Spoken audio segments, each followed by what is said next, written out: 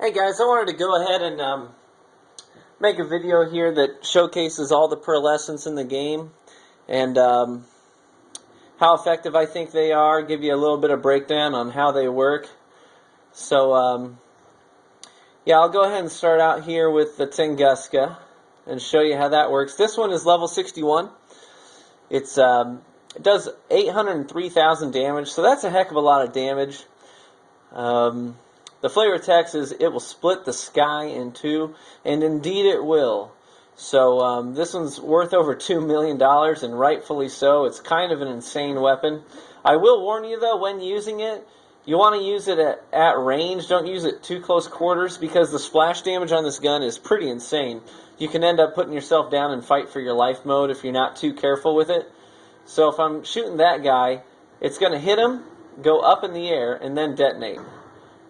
So it goes wherever you shoot it, and then straight up and detonates in the air. Like I said, a lot of splash damage.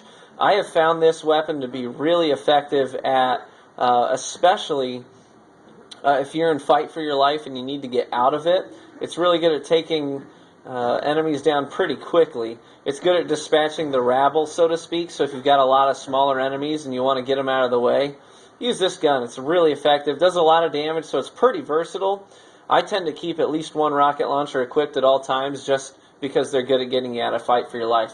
This one's the Stalker, and I got to be honest, the Stalker is probably one of my favorite pearlescents from Borderlands 1. And it's really similar in this game as it was in Borderlands 1. This one's level 61, does 33,000 damage. It does 16,000 damage in electrocution damage per second, which is pretty substantial. So it's really good at taking out shields. This one in particular is shock. I don't know, yours might not be shock. Mine happens to be shock. This weapon shines best in close quarters because the projectiles travel a little bit more slowly. So otherwise, at range, you're going to have to be leading your shots, and that's just too much of a hassle. So use it in close quarters. And they pick up, the bullets, the projectiles pick up speed when they ricochet off the walls. You know, the flavor text says you can run but you can't hide, because these will just end up going everywhere in close quarters. So, highly effective in close quarters. You can really tear some guys up. Mine happens to be bayoneted, so that's even better for close quarters combat. So, I really like this gun, but don't use it at range. Let's see, next we'll go with the Storm. This Storm that I have is level 61. It's the Monstrous Storm. I don't know what your prefix might be. The prefixes just happen, they just have to do with basically the attachments on the gun. If they've got a foregrip, a longer stock for stability, those sorts of things, accuracy. That's what the prefixes refer to. Mine's the Monstrous Storm. It does 72,000 damage. It's pretty accurate. It does 14,000 damage of electrocution damage per second. So again, really good at taking out shields. But the wonderful thing about this gun is that you don't really have to hit your target in order to do damage to it. Because the special ability on this gun, I'm sure you've probably seen it before at this point, but it does this giant orb that kind of expands outward. And as it does, it lets off these other smaller orbs that serve almost as Tesla grenades. They'll shock anything close to them. So they kind of surround targets and shock them. And does a lot of damage. It's not only effective against shields. Even if you're shooting at flesh enemies, this gun crits for quite a bit of damage. So it's pretty versatile. You can use it in a lot of different scenarios. Next I'll show you the Sawbar. This one that I have is level 59. It does 16,000 damage. It's worth over 800,000. It does a lot of fire damage per second, 11,000. So this gun, yeah, it's cool. You get the fireballs. The bullets, they split up into 3 at about 25 feet or so, and then they explode in fire. Hence the flavor text suppressing fire. So when you're just laying on the trigger like you're kind of supposed to do with bandit weapons, they're all about spamming the trigger because they get huge magazine sizes. It looks pretty cool, does a lot of fire damage, but the problem is that it really doesn't, it's not that effective at close range. Look, there's no fire bullets that that expand, no fireballs at close range. It's only at about, those 20 to 25 feet that it's really that effective. It's not going to travel any further than that, so you have to be pretty, at that mid-range in order to even hit something. But then at close range, you don't get the fireballs. So it's kind of tricky in that regard. It can be really effective if you're staying at that perfect range. So, I don't know. I would use this in conjunction, like as a gunzerker, if you're dual wielding. I'd use it in conjunction with maybe a slag weapon or an electrocution weapon, just because almost everything has shields in Ultimate Vault Hunter mode. I mean, 3/4 of the enemies have shields. So it's good to be able to take their shields out first, because they all seem to be wearing adaptive shields, so fire damage really just doesn't do that much to them. So I would use it in conjunction with either slag or a electrocution weapon. If you're maybe a soldier, you can get good use out of this gun, because your weapon swap time is a lot faster. So you can take shields out and then swap to this weapon. But all around, I would choose most legendaries over this gun personally. So the next 4 I'll show you, and I got several different versions of these guns, so I'll kind of show you a few of them and how they work and my impressions on them. So I'll start with the Avenger. The Avenger's an awesome gun, not gonna lie. Really, really useful and practical pearlescent weapon that they gave us. This one's level 61. It's the Brisk Avenger, which just means that it has a nice fire rate on it.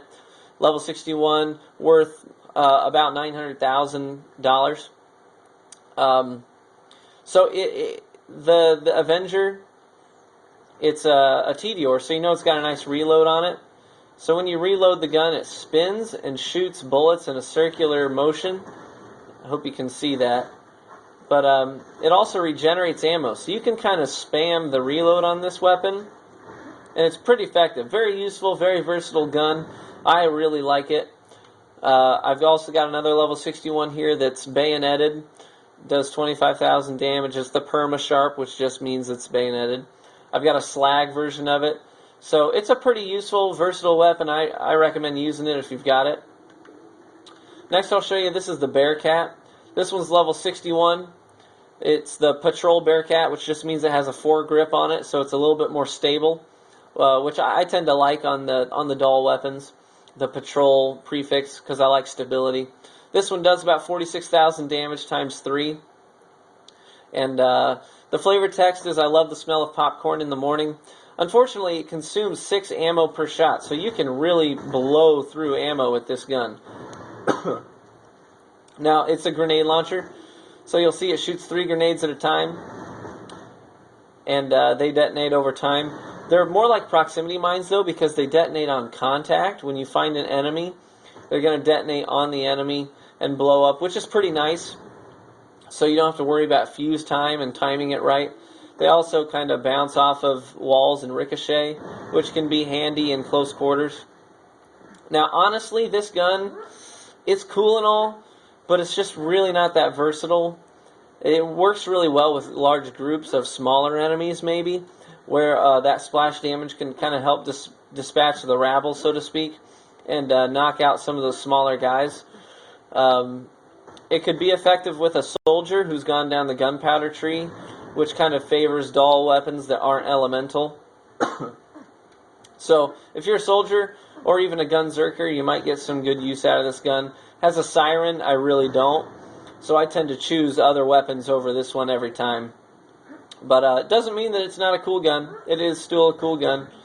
So maybe you found a better way of using it than I have, in which case you're more than welcome to tell me. Next I'll show you the Butcher.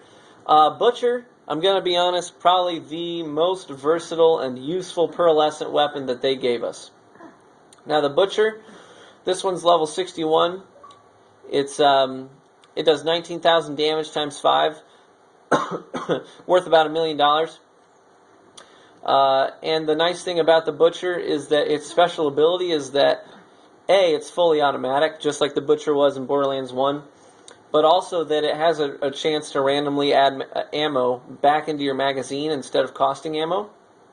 And that is really useful because it's not back into your inventory, it's into your magazine, just so you can just keep firing without reloading. So sometimes you'll get, this one has a mag size of 16, sometimes you'll shoot 16 rounds off, sometimes you'll shoot 30 rounds off. It's just kind of random.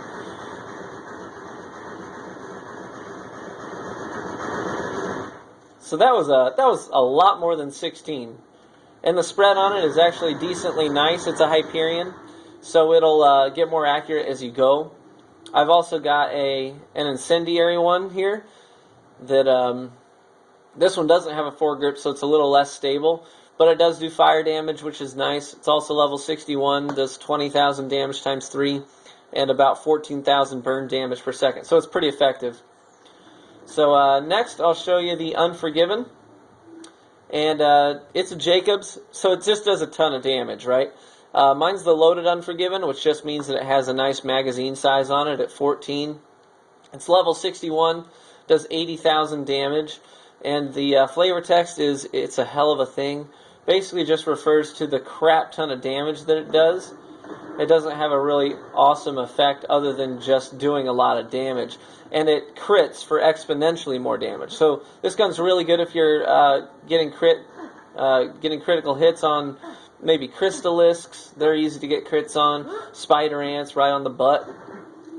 So I would actually prefer maybe to get one with an extended stock and a shoulder brace on it, so that you can have that extra stability. You'll see it kind of wavers a little bit.